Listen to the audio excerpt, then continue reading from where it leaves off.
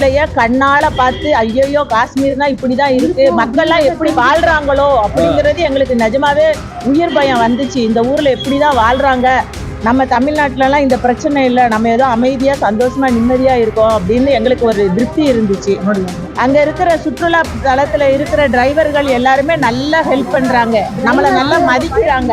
என்னடா நம்ம அமைதியா இருக்கு இந்த ஊர் அப்படின்னு நினைச்சோமே, இன்னைக்கு இப்படி நடந்து போச்சேன்னு ரொம்ப வேதனையா இருந்துச்சு.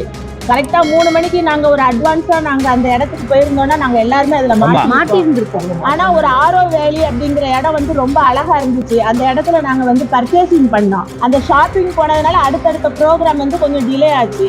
அப்படி டிலே ஆனதுனால நாங்க வந்து அந்த போக வேண்டிய இடத்துக்கு போக முடியாம கொஞ்சம் டிலே பண்ணோம். நாங்க வந்து ஒரு 70 பேர் ஜம்மு காஷ்மீருக்கு 19ஆம் தேதி காலையில கிளம்பி போயிருந்தோம். போய் 2 நாள் நல்லா என்ஜாய் பண்ணிக்கிட்டு இருந்தோம். நேற்று மதியானம், அதாவது நேற்று மதியானம் வந்து எங்களுடைய ஷெட்யூல் பிரகாரம் பெகல்காமில் வந்து எங்களுடைய ப்ரோக்ராம் கரெக்டாக 11:30 மணிக்கு போய் சேர்ந்துட்டோம். ஸ்ரீநகரில் இருந்து பெகல்காமில் இருந்து ஏபிசின்னு ஒரு 3 பாயிண்ட்டும், இந்த மினி சுவிட்சர்லாந்துங்கிற சொல்கிற பாயிண்ட்டும் பார்க்க வேண்டிய தருணம் எங்களுக்கு. எங்கள் கூட வந்த 20 பேர் வந்து மினி சுவிட்சர்லாந்து உடனே போகணும் அப்படின்னு சொல்லி சொன்னாங்க.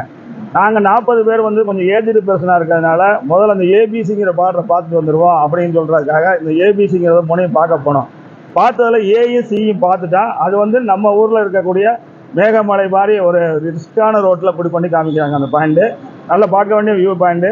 அந்த இடத்த போய் பார்த்துட்டு திரும்பி வரும்போது எங்களுக்கு வந்து ஆர்கனைசர் ஃபோன் பண்ணார், இந்த மாதிரி ஒரு அட்டாக் ஆகிடுச்சு, அந்த மாதிரி சூழ்நிலை இருக்கிறதுனால இங்கே உடனே வந்து வேறு எங்கேயுமே போக வேணாம், நேரடியாக ஹோட்டலுக்கு வந்துருக்கு. லஞ்சுக்கு மாத்திரம் இங்கே ஒரு ஹோட்டல் ரெடி பண்ணியிருந்தாங்க, அந்த ஹோட்டலுக்கு வர சொன்னாங்க.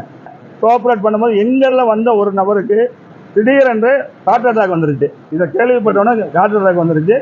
ஹார்ட் அட்டாக் வந்தோடனே அவரை இமிடியேட்டாக வந்து அந்த லோக்கலில் இருக்க எங்களுடைய டிரைவர்ஸ், அந்த லோக்கல் டிரைவர்ஸ் ரொம்ப ஹெல்ப் பண்ணி இமிடியேட்டாக இங்கே உள்ள ஹாஸ்பிட்டலில் சேர்த்தாங்க. ஆர்மியாக ஒரு ஹாஸ்பிட்டலில் சேர்த்தாங்க. அந்த ஹாஸ்பிட்டலில் இருந்து அவங்க அங்கே பார்க்க முடியாதுன்னு சொல்லி 40 கிலோமீட்டரில் இருக்க ஒரு ஆர்மி ஹாஸ்பிட்டலுக்கு அனுப்பிச்சி விட்டாங்க.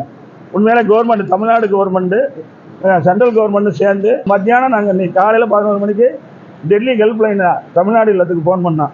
ஃபோன் பண்ணதுலேருந்து இதுவரையும் கிட்டத்தட்ட ஒரு 100 ஃபோன் பண்ணி எங்கே இருக்கீங்க, எப்படி இருக்கீங்க, சேஃப்டியாக இருக்கீங்களா, போயிட்டீங்களா, நல்லபடியாக போய் சேர்ந்துட்டீங்களா அப்படின்னு எங்களை கான்டாக்ட் பண்ணிகிட்டே இருக்காங்க.